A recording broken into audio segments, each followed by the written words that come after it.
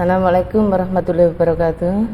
Anak-anakku sekalian, pelajaran pada pagi hari ini kita mulai dengan materi tentang pers. Anak-anak udah tahu ya? Sini kita bahas tentang pengertian pers dulu. Pengertian pers itu berasal dari bahasa Belanda, kemudian artinya berasal dari bahasa Inggris, yaitu press atau press, yang artinya adalah penyiaran pikiran, gagasan atau berita dengan jalan tertulis, yaitu semua media yang memancarkan pikiran dan perasaan seseorang, baik dengan kata-kata tertulis maupun lisan. Macam-macam pengertian itu, ada beberapa ahli yang mengatakan bahwa pers itu dibagi menjadi dua, yaitu dalam arti sempit dan dalam arti luas. Dalam arti sempit yaitu bahwa pers itu adalah sebagai surat kabar, koran, majalah, tabloid atau buletin, kantor dan berita. Kemudian menurut Wenner, pengertian pers adalah sebagai wartawan media atau media cetak, publisitas, peliputan berita, mesin cetak, dan cetaknya. Kemudian menurut ilmu komunikasi, pers memiliki arti usaha percetakan atau penerbitan, usaha pengumpulan atau penyiaran berita, dan yang ketiga yaitu penyiaran berita melalui surat kabar, majalah, radio, dan televisi. Kemudian yang keempat yaitu orang-orang yang bergerak dalam penyiaran berita. Yang kelima adalah media penyiaran berita, yaitu berupa surat kabar, majalah, radio, dan televisi. Menurut Undang-Undang Nomor 40 Tahun 1999, pengertian pers adalah lembaga sosial dan wahana komunikasi massa yang melaksanakan kegiatan jurnalistik meliputi mencari, memperoleh, memiliki, menyimpan dan mengolah serta menyampaikan informasi baik dalam bentuk tulisan, suara dan gambar, serta data dan grafik maupun dalam bentuk lainnya dengan menggunakan media cetak, media elektronik, dan segala jenis saluran yang tersedia.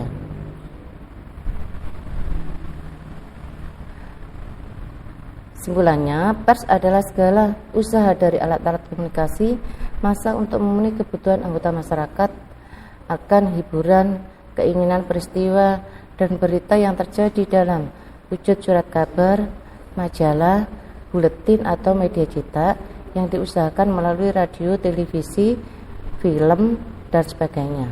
Dalam hal ini, bahwa semua media komunikasi, yaitu berupa media cetak, media audio, maupun media visual dan juga media elektronik.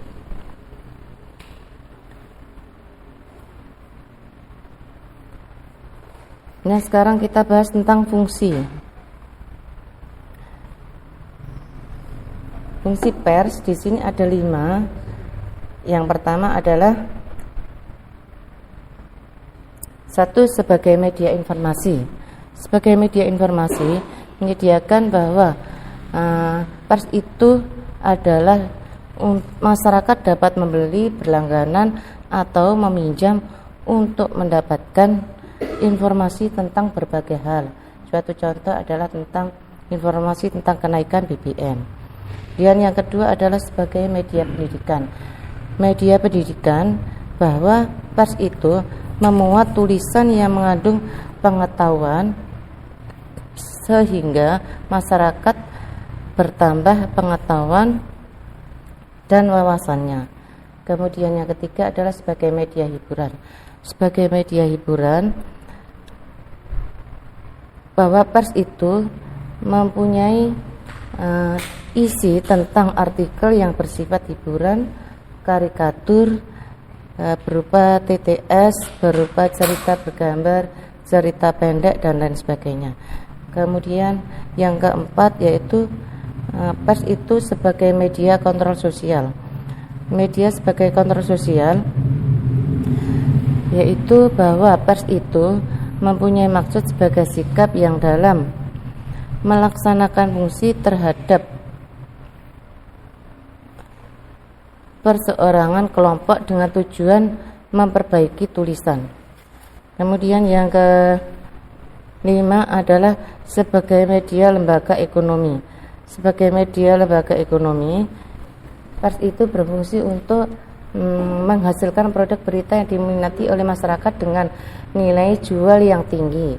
Pers itu juga dapat memanfaatkan alam sekitarnya sebagai nilai jual sehingga diperoleh keuntungan yang maksimal dari hasil produksinya.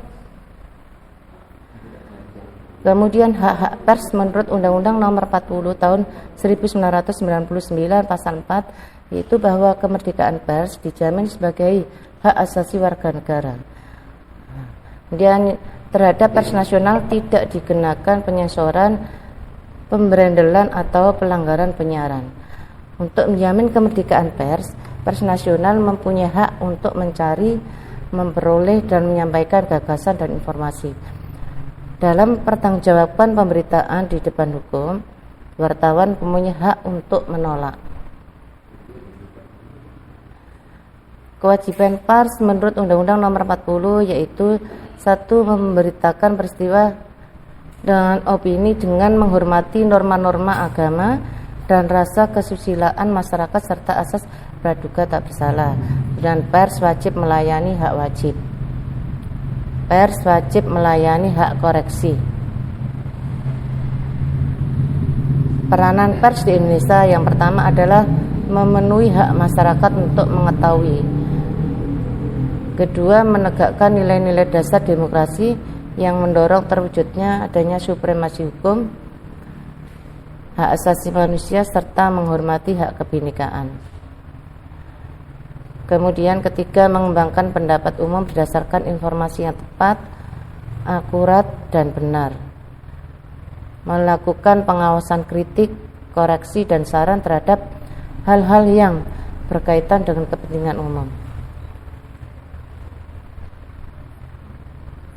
Selanjutnya, pers berperan sebagai agen pembangunan, bahwa pers itu merupakan media atau sarana untuk mensosialisasikan berbagai program pembangunan.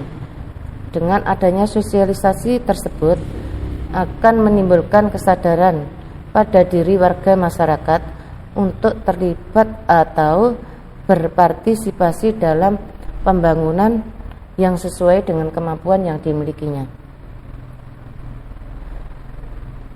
Asas dan misi pers adalah asasnya yaitu bahwa kemerdekaan pers merupakan salah satu wujud kedaulatan rakyat yang berasaskan prinsip-prinsip demokrasi, keadilan, dan supremasi hukum.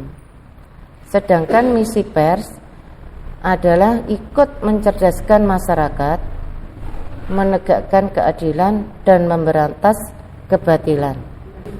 Konsep demokrasi. Menurut Andi Mustari, pakar negarawan, bahwa secara etimologis kata demokrasi itu berasal dari